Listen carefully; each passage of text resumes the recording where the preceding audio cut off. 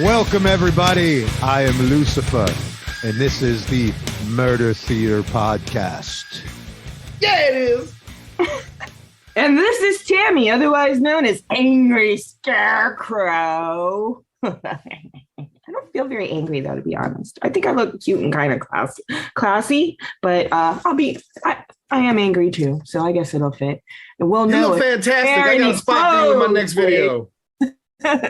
If you don't already know, ladies and gentlemen, my name is Likky Lush, and I'm here to tell you to please like and share and subscribe to all of our little things that we do all over the place. We're somewhere and everywhere and nowhere all at the same time. Figure it out. You can't. I don't know.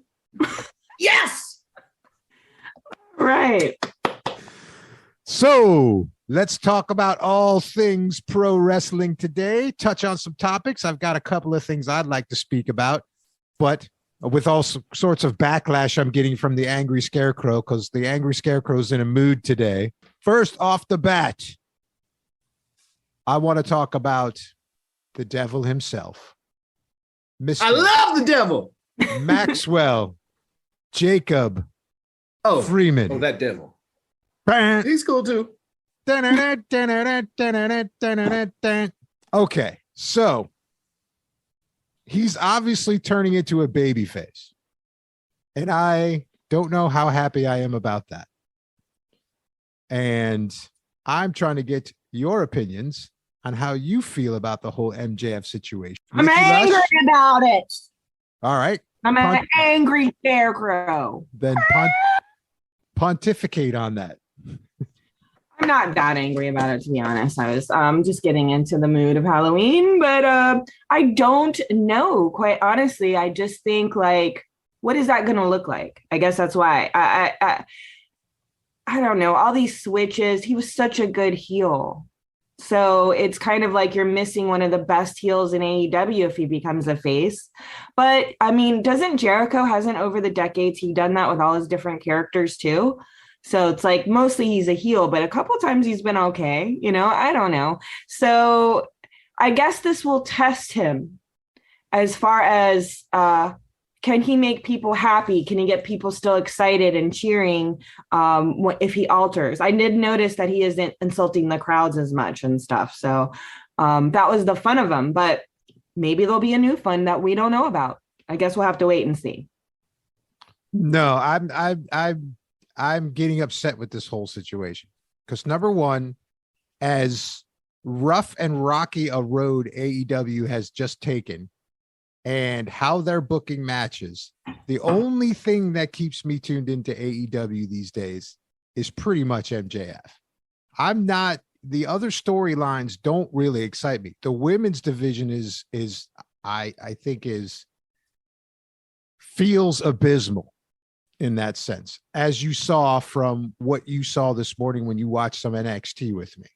There's a huge But we're talking about MJF right now, so let's just I get that. We'll talk about women's matches. Getting back to MJF, can MJF still maintain having the promos that he has, being the adversary that he is, and still have everybody love him? Because everybody's starting to love him. And I liked him when nobody loved him. You know what I mean? That's what was cool about him, was the fact that he was pissing everybody off and he was being such a heel. And now nobody boos him at all. Everybody cheers him. Anything he says, even when he said to Paquette, I mean, even though it didn't go over, nobody even had a reaction to when he says to Paquette, yeah, all the poors out there want to lay you. Like the crowd was silent when he said that. And then, so it's like, I don't know. I'm not getting this. I'm hoping this doesn't go south and then MJF gets boring, because I don't want that to happen. Likky, you got any opinions on this? I see you sitting there. Currently, right now, at this point in time, MJF is the biggest babyface in the wrestling business and simultaneously the greatest heel going. I don't think this babyface turn is a turn. I suspect we're going to have some shenanigans. He's promising not to use the ring. He's having these little discussions with Mr. Regal. There's something going on here, and we're going to find out what it is. And I don't see MJF embracing babyfacedom that well. I mean, he went and helped out Mox, and then the firm beat him up and threw him through a table and all this other stuff. I'm like, what is going on? I don't like this. I don't. Don't be so gullible, Rafe. It wouldn't be the first time that MJF pretended that he didn't have anybody to help him out. Yeah, it'll be okay. I think whatever happens, there's a very good chance it's not going to be what you think. So hold out hope. Hold out hope. He's holding me on to AEW right now. He's the only one holding me on, because getting back into some things I want to talk about, there's some people that are in this list that I've got that I kind of agree with some of these things. So, well, it's kind of like when your favorite band that nobody else really knows about starts getting real big and popular. I remember a lot of our fans back in the 90s were real pissed off come 97, 98. Once all the new Likky fans started showing up at the shows, and it was no longer the world's best kept secret, honey. And now here we are today, one of the biggest acts on the planet. And the people who started off, they don't really like us anymore, and that's fine. We don't need them. We've got everybody's love.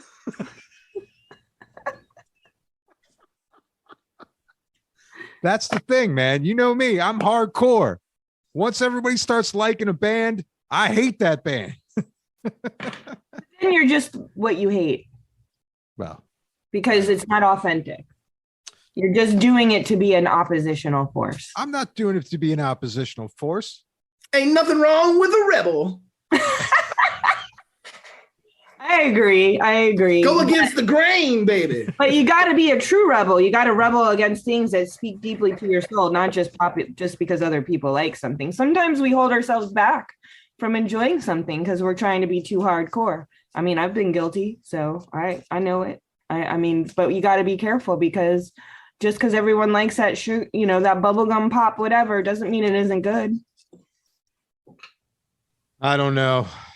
This is I love me some Miley Cyrus, okay? Just case in point there, right? All right.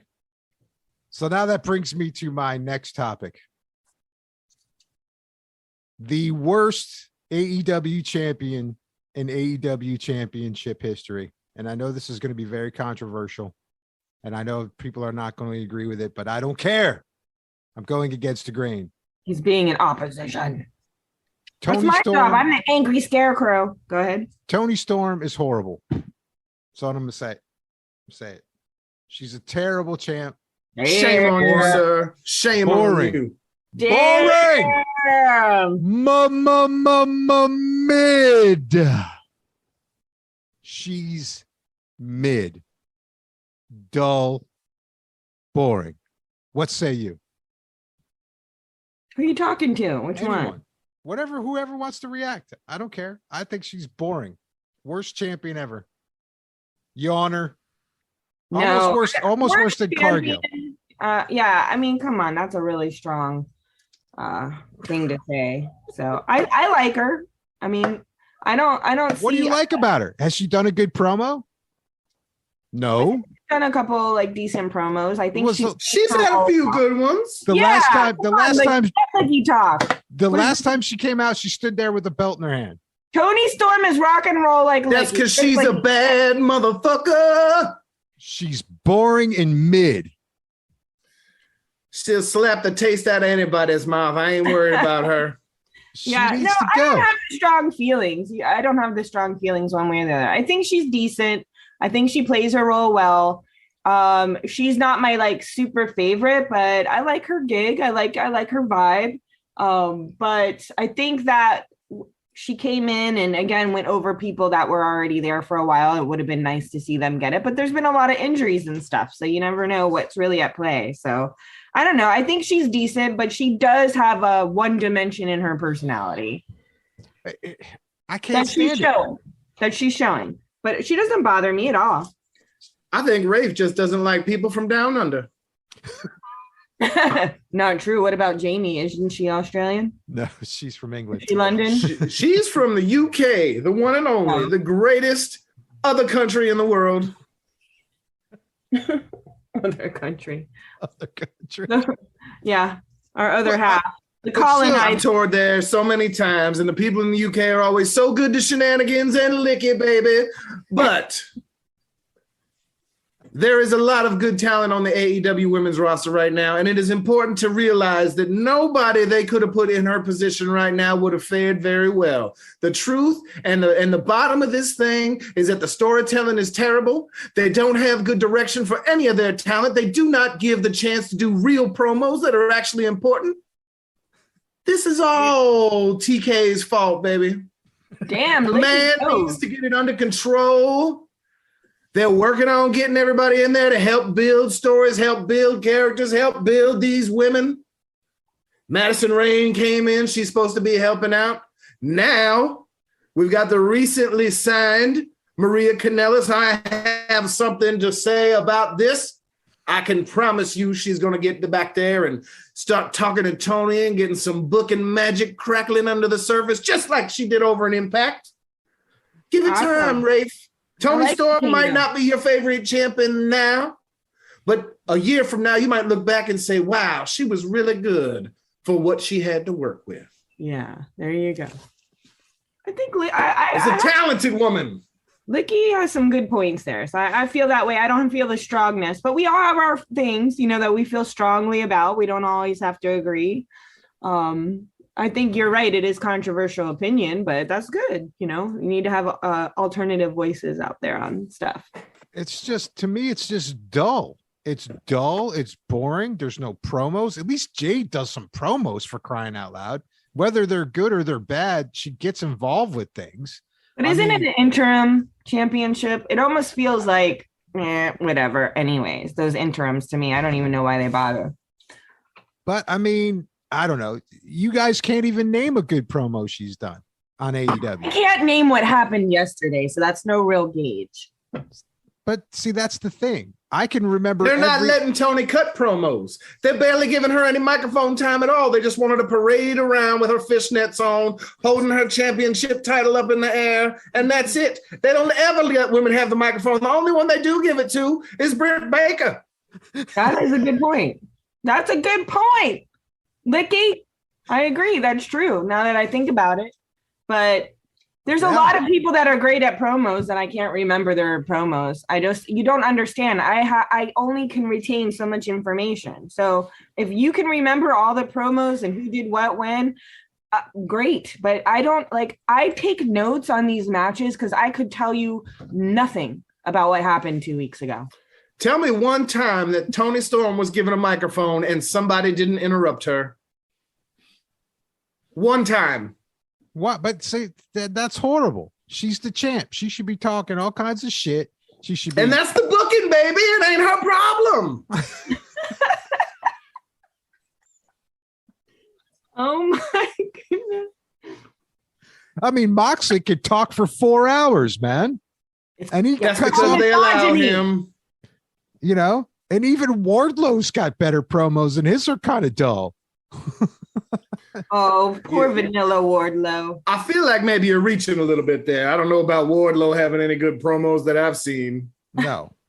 Yeah. He sounds like Elmo on steroids. He's too sweet.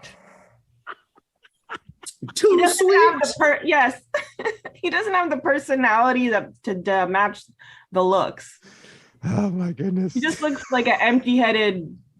He ain't no Likky Luscious, I'll tell you that. And he's actually not. He's like, we all love him. He's like the sweet little Wardlow. Likky Luscious. Likky Luscious. You look like a dude that was sitting at the bar when I was playing Saturday night. All right, so let's go on to the next thing here. All right. The next thing is, any opinions about the CM Punk thing? All I got a text from Likky was, I can't with this now.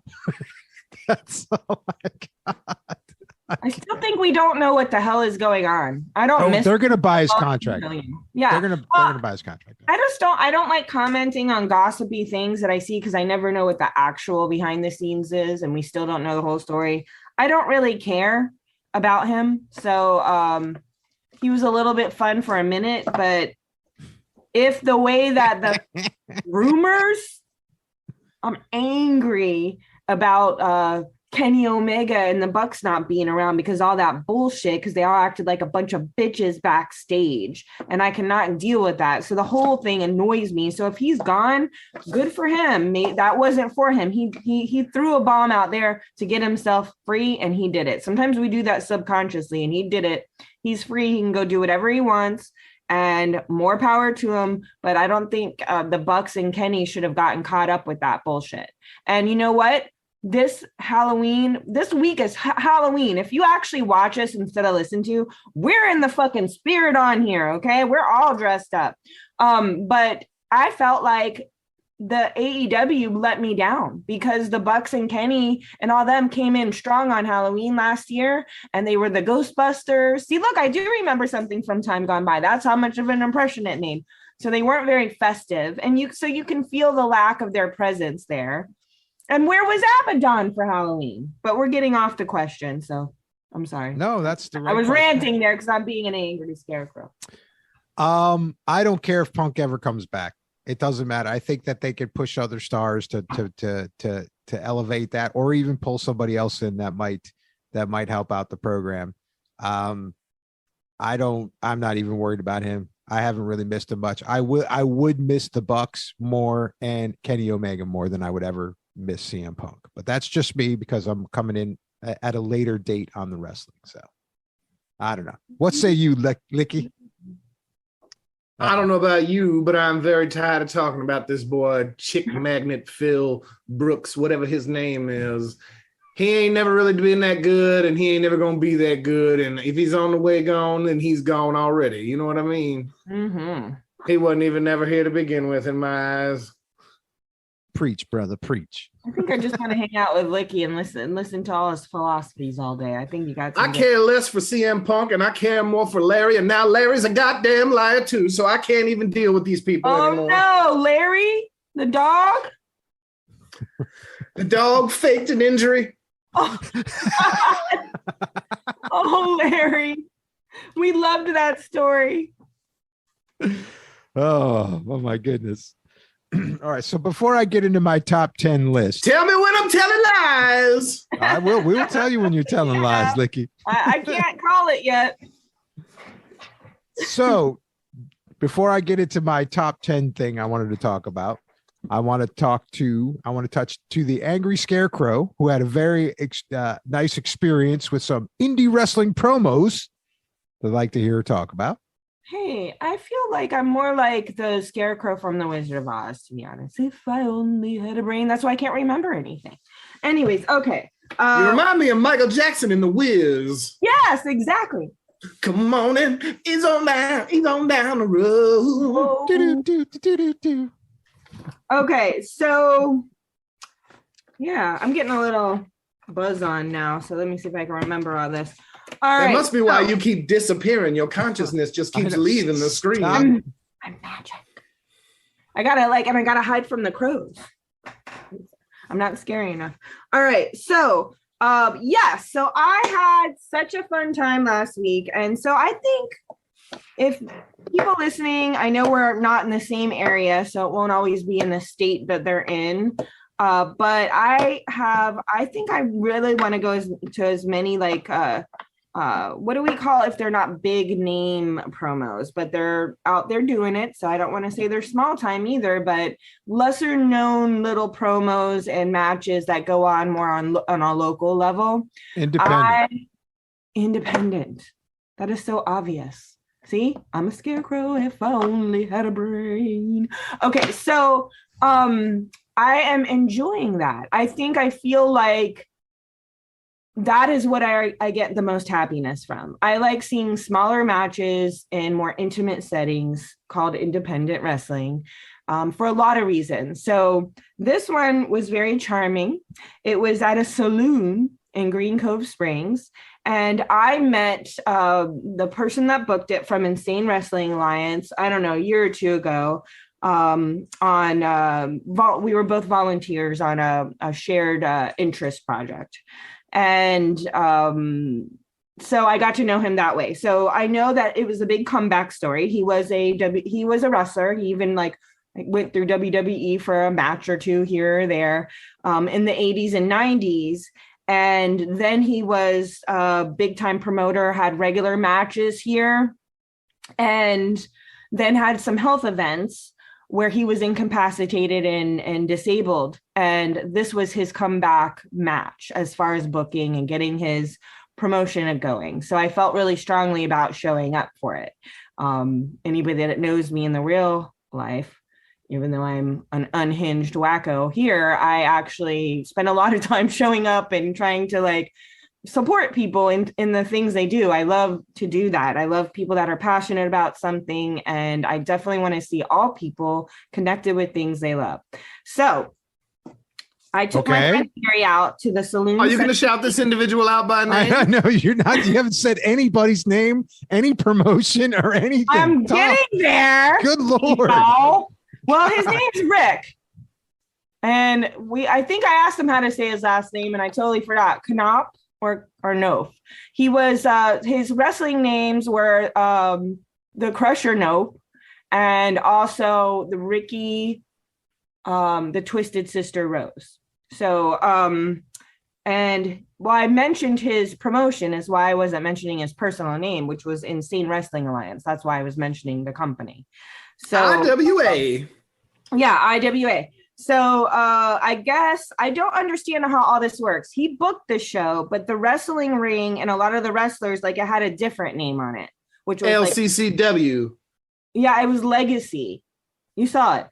Okay. Legacy Classic Championship Wrestling. Yeah. So I guess I'm learning how all this works. So he booked it, but I don't know if some of the wrestlers trained there or there or something. So they were all combined basically. And I'm saying this terribly, but I think if you have experience with wrestling, anyways, I said their names. That's all that matters. So it was really cool because it was his comeback show. There was not a lot of turnout at this. And I think for a lot of reasons. Okay, so it was at a saloon in a small town in Florida, out back behind it, and then there were some houses back there, like little, like small homes where some people lived, and the ring, and there was almost like an outdoor wood-built bar. So it was, and then the saloon had a balcony, so you could watch from there. She's painting a picture, ladies and gentlemen. Yeah, I know exactly what you're talking about. I'm pretty sure I'm banned for life from that establishment. This is exactly the type of place you'd be banned for life. I mean, it was a saloon, and we walked in there, and when the people in the saloon had no clue what was going on outside or why we were all there. So that was interesting. We made friends with a lot of them. About an 80-year-old man wanted to wrestle me, and we discussed it a couple times, and I was worried about his health. So instead he sang Elvis tunes to me. So that's how the day started. That's a delight as far as I'm concerned. I wish I knew his name. I'd give him a shout out, but all I know is if anything happens to Rafe, I have some backup. This is where we are, ladies and gentlemen. We're still not getting to the point here. Okay, I guess I should just rush through and say everyone's name. Anyways, I was just setting the scene because this was super independent. And what I loved about it is I love the people because you all have been in rock bands. We've all been on these like performance artists, rock scenes. You all especially have. And it just feels like when you go to set up at a gig where you're making basically no money for promotion and nobody shows up and you're like at a state fair somewhere and you just got to make the best out of it, right? So yeah. I love that vibe. I'm telling you, it's my vibe. I love it because it's all fucking heart because you're a performer and it doesn't matter if there's, 15 or 1,500, you're going to give your all. And they all did. And it was really a lot of fun. So I'll go through some of the names. The matches are not in order or anything like that, but I just want to call out their names a little so you can check them out. And I would definitely go see a couple of these people again. I am going to put up some TikToks on the videos. I keep saying I'm going to do these things, but honestly, I'm just bad technically, and I have to learn how to do it because there are some little clips in some of these matches that were just super entertaining. So the highlight, and I'm going in no order, so I'm just starting with the best one. There was a dog collar match in this backyard of this saloon. And it was for a title. And it was between Draven Grimes, the Irish Nightmare, versus Wade Daniels, the Enforcer. And I have video of it. Like, it was on the ground. They got out of it. They were like by picnic tables. They were on the ground. And I was right over top of them, filming them with my phone. Like, that's how close you could get. This is why I love the independent stuff. I want to be right there as close to the action as possible. So I just give it up because it was a fantastic, it scared a girl that was there to visit someone that had never seen wrestling. We actually had to like talk to her and let her know that everyone was safe and okay. She was very concerned, super sweet, but it was really confusing how she ended up there. But then later we figured it out. But like, it was that, and because they were bleeding, there was blood. I mean, this was the best. I'm telling you, I love this. We'll put it up on YouTube. I'm going to put it up. And it was so fantastic. So that was such a highlight to be able to have that experience. So everybody listening, this is why I'm going to start talking about it. You should go support these things. If you see that there's a match around you, go. People are putting their bodies on the line. They're giving all in their performance. They need an audience. So it's real important, I think, because you never know which one of these people are going to be really great and keep going on. So after that, and again, this isn't in order. This is just the order I wrote my notes. So I saw this one tag team, which I was aware of because I know somebody that had been a manager for them, as far as playing a manager. So I remember seeing a couple promos for them, and they're called Kiss It. And Kiss It is, I think the name is Bobby Ledger, and then the King of Queens, Dashing Cam. So I like that. They're both big dudes. This one guy was so big, I was a little worried because there was like the stamina. I wasn't sure if he was like something was going to happen here. I'll also post it, but he made it through, luckily. And then his tag team partner, Dashing Cam, has a little flair. Like, it's very subtle, but it's like kind of cool. So I liked that. And they had a fantastic manager who I remembered because she had such great energy. And manager's name is Miss Lilith. So shout out to Miss Lilith. You did fantastic. I totally remembered you because you sparkled and you were energetic and you just played that role really great. So I liked that. Managers can add a lot, you know, if they work it right. So there was a coin toss match with the king of the Redneck Trailer Park, Skeeter. And he was against the Rican Reaper, Rip Ruiz. And so that's what it was. Came there. That's a mouthful. Yeah, I came there and I was like, I was the most intrigued by Skeeter from the promos prior, because just he has the whole redneck vibe so well that he feels like he could be a distant relative of me and Chris's, you know, and hilarious. So, or my, you know, somebody that my father would have hung out with, you know, so I was interested on how is this going to play out. It seemed I'm making assumptions that he's a heel because, you know, some of the imagery can be kind of divisive that he uses. So, but I was the most interested in him, and I'm telling you, he was one of the best of the night. He came out and I was like, is he a heel? Because you just want to cheer for him. And it was like a total confusing moment because I was like, oh my God, we love him, you know? And we were just immediately intrigued by his skill in the ring. I was going to add in, he had the best skills out of everybody there. Like you could tell his heart and soul was in this stuff. And he practiced, you could tell he was practicing the moves. He's putting everything he has into it. And you got to admire him for that for sure. But I really did. You could tell he trained more than some of the other people there, although it's not taking away from anybody else, but it's just that the energy, it was a mixture of the energy, the moves, and his character. He was really like, his character was fun. You know, he was bantering with the crowd. He had some good lines. So he quickly captured my attention. And as a matter of fact, before I left, I snapped a picture with him, and I didn't do that with anyone else. But I just thought he was so much of a character that I wanted to get a quick picture with him. He is offering to come and sit in with us and do an interview or on the podcast. Definitely have Skeeter on. Yeah. So, but his opponent was equally very good.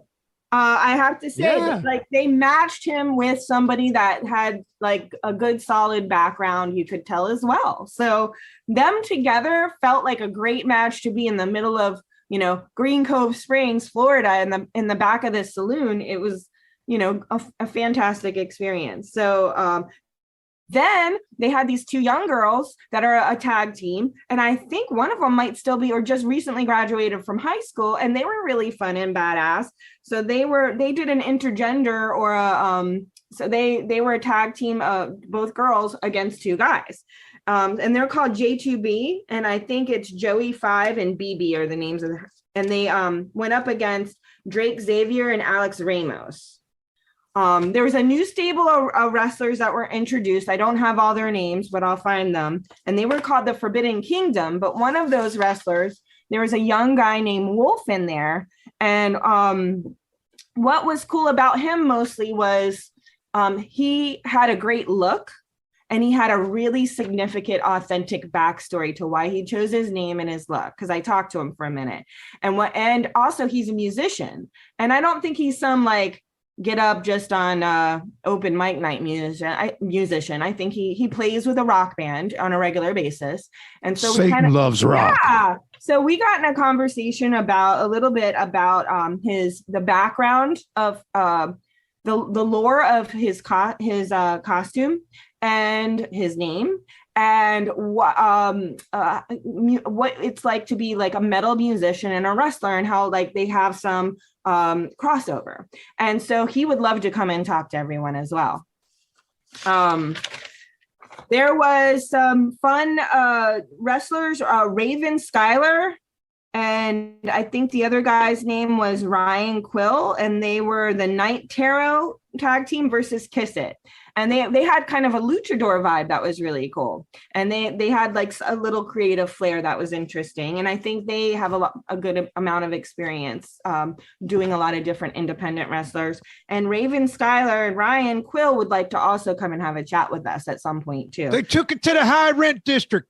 I asked him to tag me if he has a local match, or just let me know. But it sounds like he's traveling countrywide to wrestle. So, these people are out there working it. And anytime I see these matches, I would like to bring it on to the podcast so that other people can start hearing these names a little.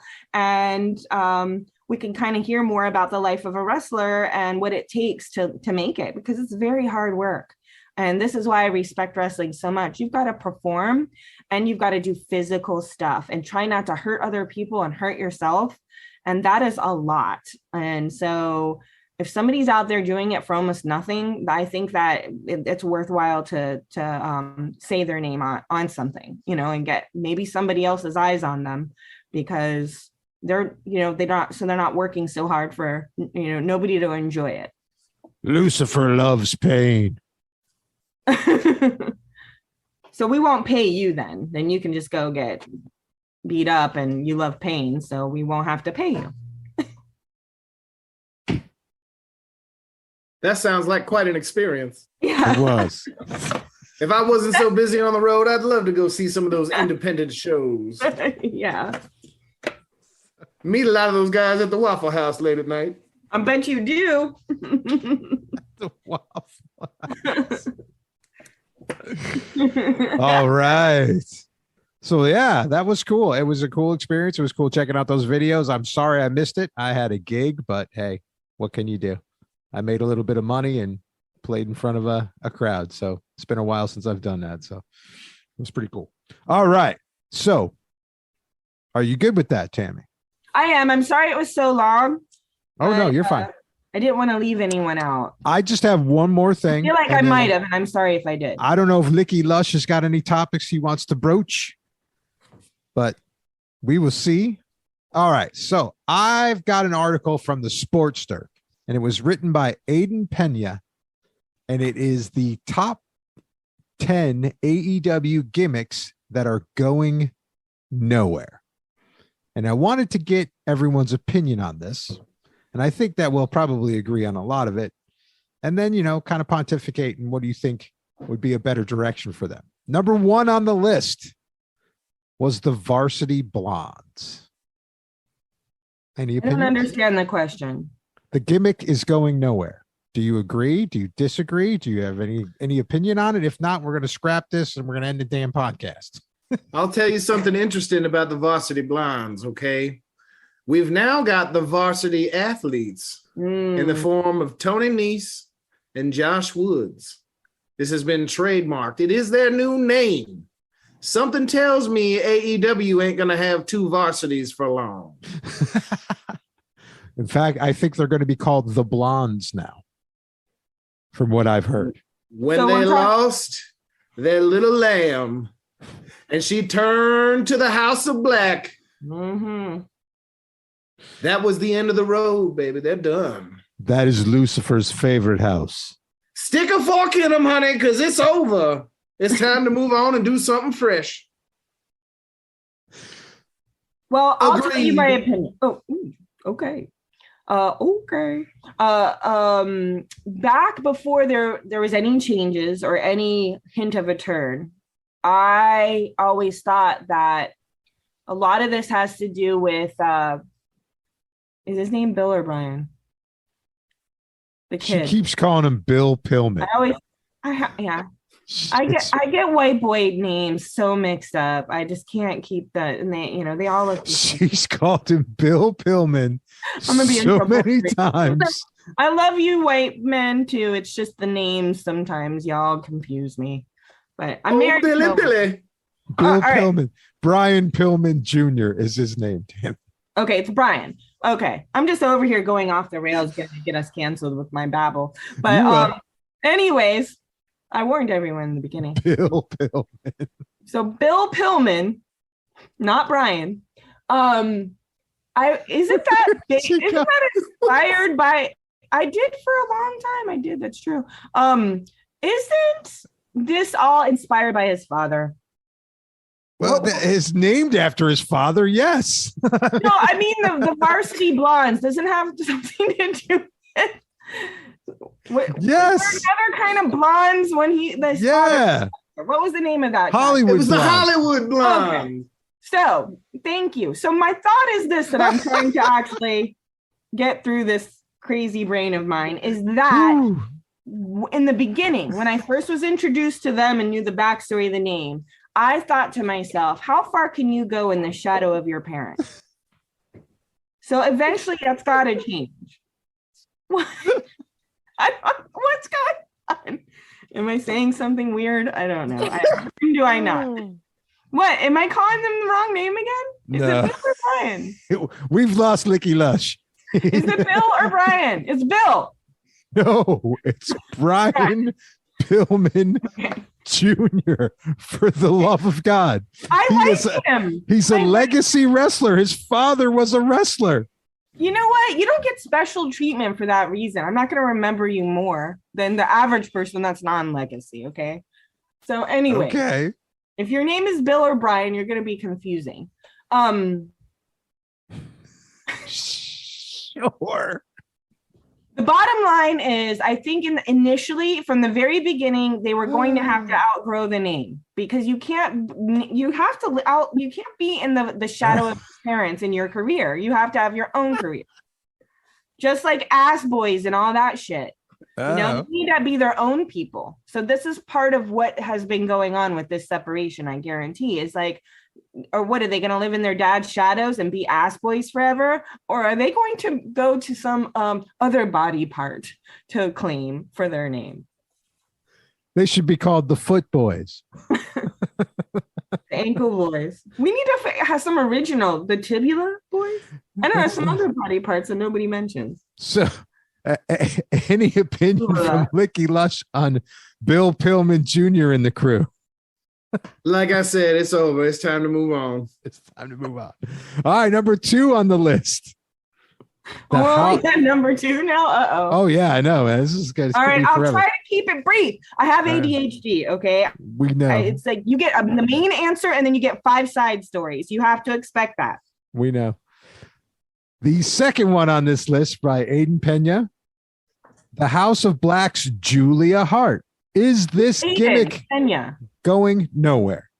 I disagree 1,000,000%. I think her gimmick is finally going somewhere.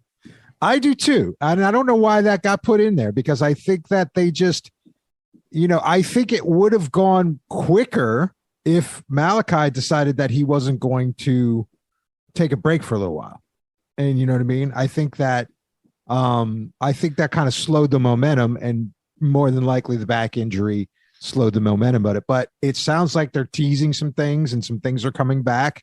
So I think that could go in a lot of great directions and really kind of like get a Saraya against Saraya vibe to it against almost anybody and any of the women in AEW, and like just be like she could be a juggernaut for it. So once little Julia finally allowed the darkness to engulf her body, mind, and soul, she turned that corner, baby, and she went running. She's got the violence. She's got the look. She's got the class and pizzazz and style that you want in a lady wrestler while still being just dark enough to take home to mama.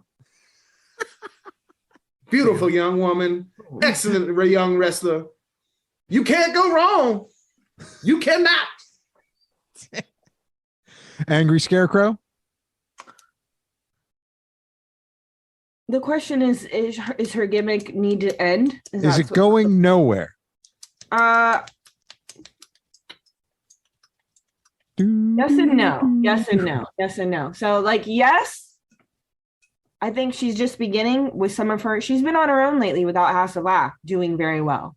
So she can do it. I want to see her do it because she has those great cheerleading skills, which means she can flip around and do some stuff athletically. That would be really cool. And she's still very, very young as well. Exactly. But we need to hear from her more. I agree. I hope they get her involved more. Otherwise, it's not going to work. More. Or you're right. It's just not going to work out. So I'm sure once they let her start talking, they're just going to have Britt Baker run in there. Yep. And interrupt her like they always do. So then number 3 on the list, Danhausen. Is Danhausen's character going nowhere? Likky Lush. I don't think Danhausen needs to go anywhere. He has a very niche job and a very specific place on this roster and on this card. And I think every appearance from Danhausen is lovely. The crowd loves Danhausen. You know what I'm saying? You can tell when people genuinely love someone. And we don't require Danhausen to be some sort of wonderful wrestler. He's a beautiful man. It's very simple. He is very nice, very evil. 2 of my favorite things. Right. Well, Lucifer. I take it all day. Lucifer loves Danhausen because he is evil. I agree with Likky here. I mean, after that case that he's made, I mean, I'm all on board for that. Well, let me tell you what Lucifer thinks. Lucifer thinks that Danhausen needs to break out the jar of teeth. And I would like to see the jar of teeth on Dynamite getting poured into some sap's mouth so that Danhausen can give a little bit more pizzazz than what he normally has. I don't like seeing Danhausen get his ass kicked by randos. That's what I don't like to see. I agree. It would be nice to see a little less nice and a little more evil. Exactly. I want to see a big jar of teeth get poured down somebody's mouth and then Danhausen taking it to him. Because that was cool when he was doing that in the indies. That was fun. All right. What did you do? You good with Danhausen, Tammy? Yep. Angry Scarecrow? Yep. All right. This is another controversial one, but I think since this article has been written, this character might have taken a turn for the better. Swerve in our glory. Is that gimmick going nowhere? But as we have witnessed on Rampage last Friday, this could be going into a different direction. What say you, Angry Scarecrow?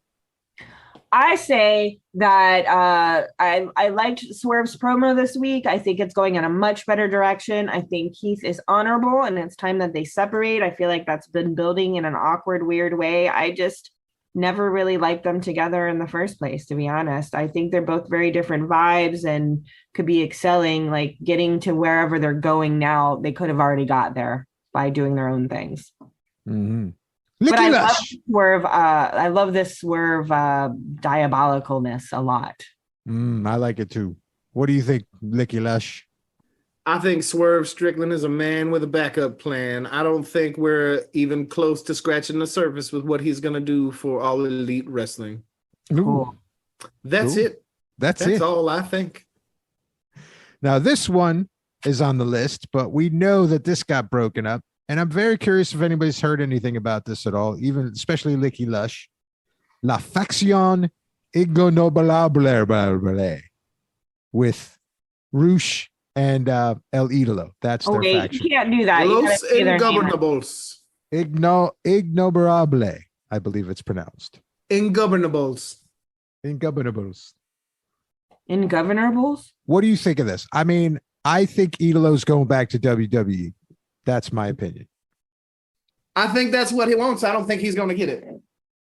He may not get it. I like Roosh. I think Roosh is awesome. I thought that they would have been a formidable tag team if they pushed it forward in AEW.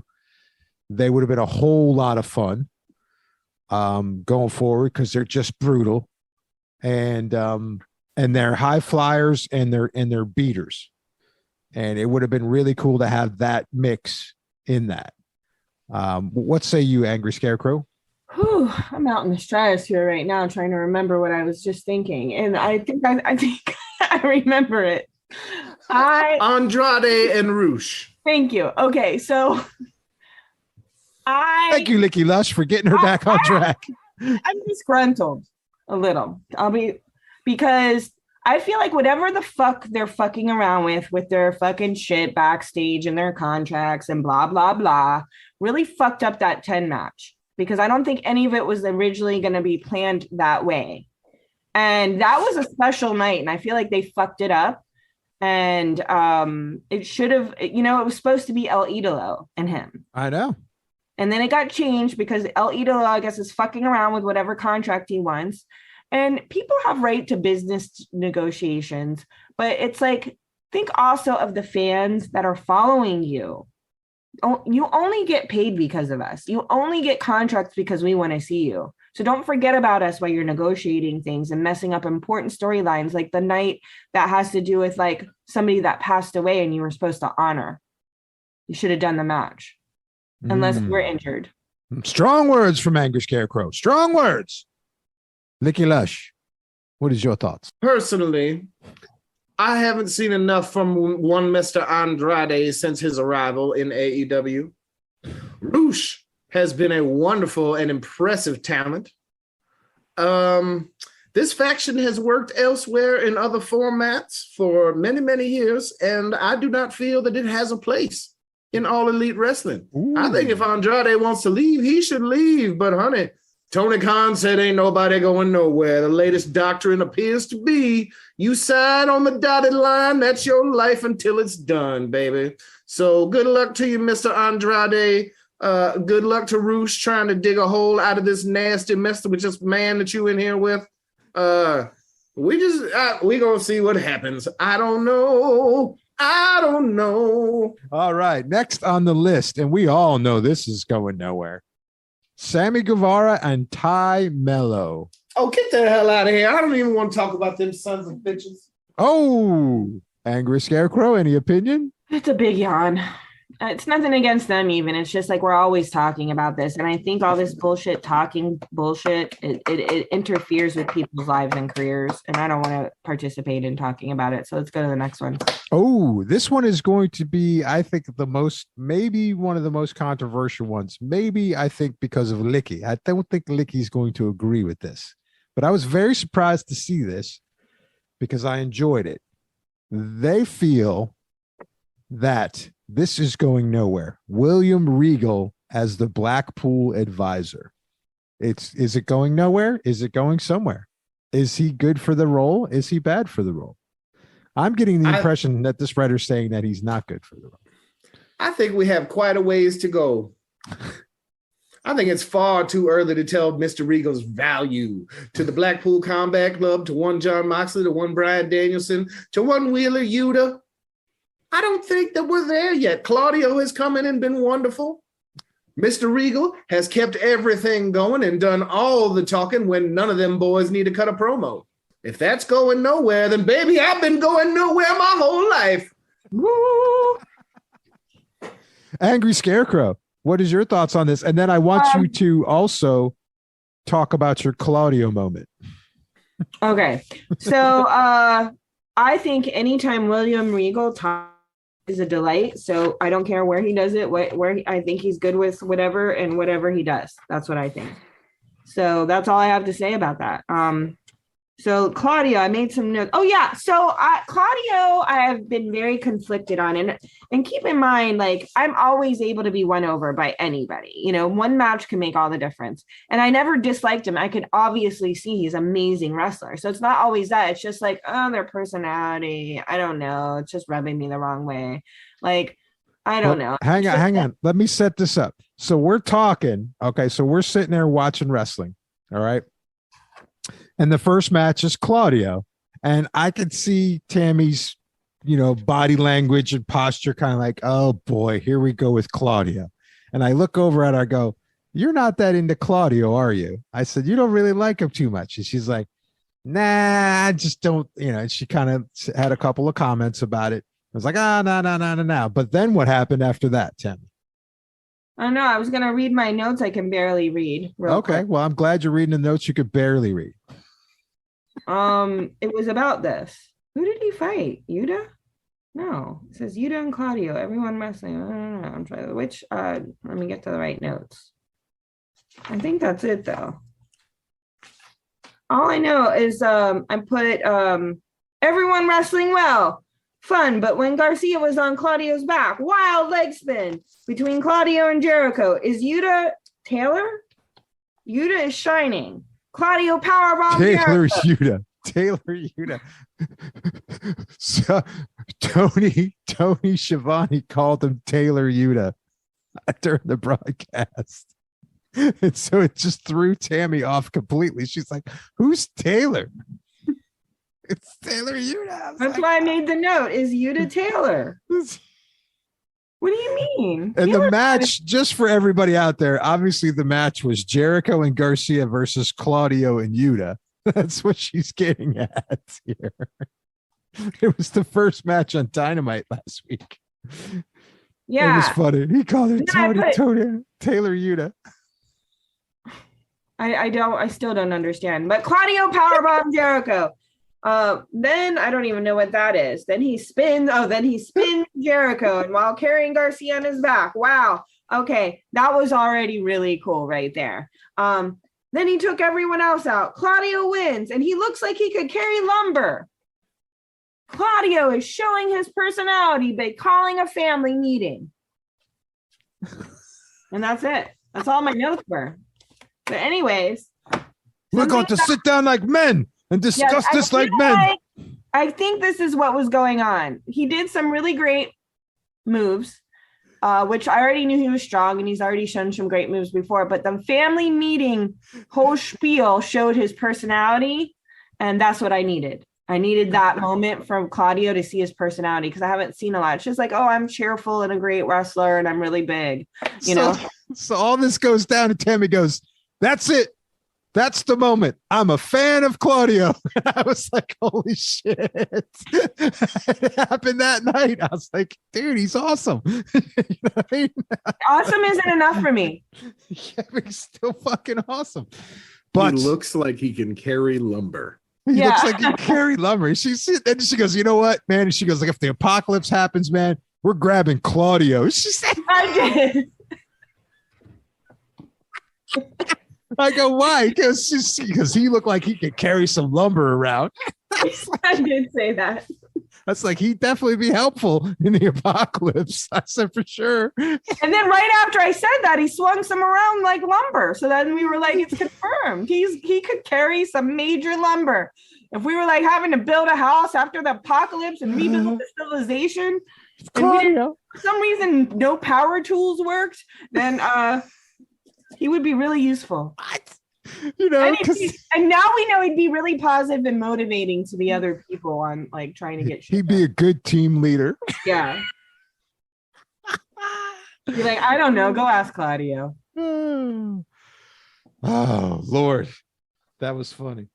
Yeah. So the next person that they feel that is going nowhere, and I kind of agree with it too.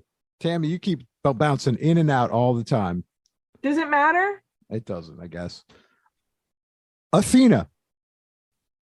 Is her character going nowhere? Likky Lush. I will say, in all seriousness, yes, I think Athena's character is going nowhere. It's like they don't know what to do with her right now or where to put her. They don't. And it's a shame because now they're coming down on her for being too aggressive in matches. And what? Yeah, that she was. Well, they told both of them that the match was too aggressive because they both went into that match, and I thought that was a hell of a match. I thought it was great. But then apparently they got a talking to afterward, and then they both said, "Look, we were both cool with it. We were just doing our job. If that had been a men's match, nobody would have said shit to them." Yeah, I agree with you. I agree with you on that. That was kind of bullshit that they pulled them aside and did that. But I do think it's going nowhere. I think that the injury to Chris Statlander is really what derailed that. You know what I mean? I think that's what derailed that storyline. And I think Athena's debut and coming in and everything was all just bad timing. It was just bad timing. And then they couldn't figure out who else to hook her up with. But I think they could have hooked her up with Willow and gone full on with Willow. Those two would have been a great team. Let's not complain too much about Willow. They finally got her a deal. So I mean, that's awesome. I'm excited for Willow. They could make her the biggest baby-faced women's wrestler in AEW all the time. Period. Because number one, she's good and she's got a fun character. Period. So, all right. Now the other one. Oh, I just want to say I didn't get to weigh in on Athena. Oh, go ahead. I like her a lot. That's all I wanted to say. All right. Well, there you go. Thanks. So then the next one is that they feel the character is going nowhere is Jake Hager. Oh, yeah. I mean, we don't even have to discuss it. We already know. What character? Exactly. There's no character. He's a big, strong man that stands behind his friend. And that's it. It's kind of lame. I mean, if he disappeared, I would never notice. The only thing good happening in the Jericho Appreciation Society right now is Mr. Jericho himself, a legend, a living legend in the rock and roll business and in the professional wrestling business. There's Chris, and there's Matt and Luke and Angelo Parker. Luke. Don't confuse Matt Menard, Angelo Parker, and Chris Jericho. Everybody else, what do we got? We got Anna J.A. Shut up. Then there's Ty and Sammy doing absolutely nothing but getting booed out of a building every week. And it's not even like good heat. It's not even like, oh, I want to see somebody whoop their ass. No, I want to see not them on my television. Anybody but you. And yeah, he's just in that lumpy, dumpy background. It is. I think, I mean, the Jericho Appreciation. I could do without. The only thing that's cool about the Jericho Appreciation Society is former 2.0 and Jericho and Garcia. The rest of them can go away. And it's Garcia. I forgot about him. I think Garcia's awesome for not turning into the pro wrestler. I love the angle. I think, I don't think Tammy likes it. I don't even think that's done yet. No. I can talk for myself. No, I don't like it. I mean, well, because you mentioned it. That's why I said that. I say it all the time. But I like it. I think it's fun. I think it's cool the fact that he is not turning and getting everybody riled up, man. That's a good thing. I think that's a good thing. And then last but not least, what they feel the gimmick is going nowhere is Bryan Danielson. What say you? Why? When you say what say you, who are you talking to? You, Angry Scarecrow. Why does that not make sense to you? I don't know. Everybody just loves him and he gets a pass for every single thing. So just let him be who he is. And he doesn't even need a story. Okay. Likky, what do you think? I think his character is always changing and evolving. I don't think we've seen the final version of Bryan Danielson yet. I don't know if you've noticed lately, but he's been getting quite frustrated. He's having some dealings with Wheeler, or is it Taylor? He's having some dealings with the rest of the BCC. I suppose Bryan Danielson can do whatever he wants. Ain't nothing wrong with Bryan. And Excalibur looks like a delicious creme brulee. All right, but that's my top 10. Any other gimmicks you guys feel that are going nowhere? In AEW? Anywhere. There's plenty, but that'd be a whole long list that I did not write down. Exactly, same. So I finally got Tammy to watch some NXT, and she watched the Nikita Lyons. Okay, I'm cutting you off right now. You didn't get me to watch it. I'm the one that said it. I wanted to watch it. Okay, you're not getting credit for it. I'm taking credit for the fact that I pushed her to watch some NXT. No. And she got to watch the Nikita Lyons and what's her name? What's her tag partner's name? Likky. Huh? Nikita Lyons. It was. Hold on. I wrote it down. Is she tagging with Raquel right now? No. Her name was Zoe. Zoe Stark. Zoe Starks. Is it Stark? Zoe or Stark. Stark. Yeah, Zoe Stark. And they wrestled whom, Tammy? Chance and Carter. The Chance and Carter are the current tag team women's NXT champions. And Tammy, what's your thoughts on that? Let's see. It looks like I loved it. I really liked them a lot, actually. So I was immediate super fan of Nikita Lyons and Zoe Stark. The other girls were good too. I thought that was there was so many cool moves. They showed a lot of different abilities. They went strong, super much energetic.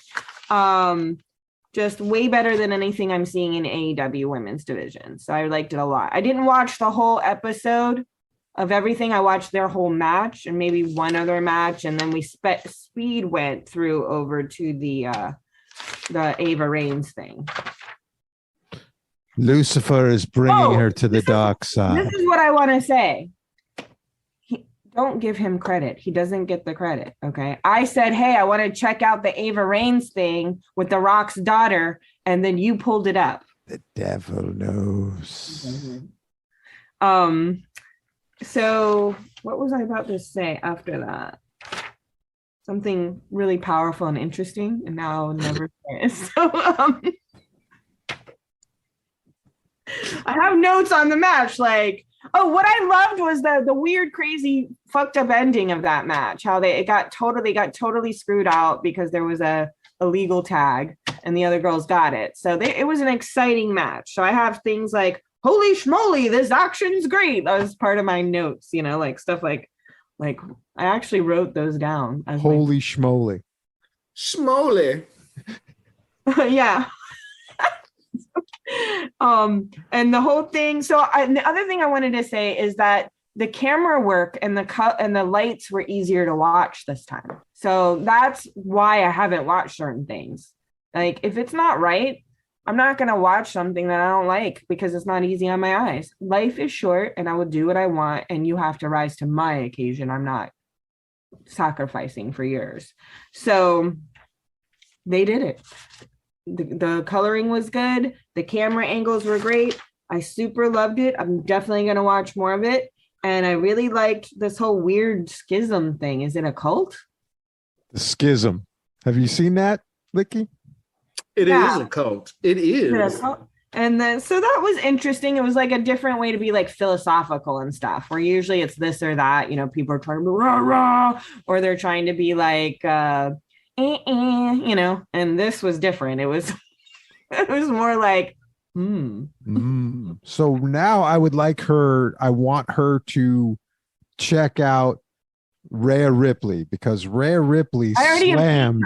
I've already seen her. I know that, but she slammed one of the Good Brothers the other night, which was an amazing feat because that man is huge.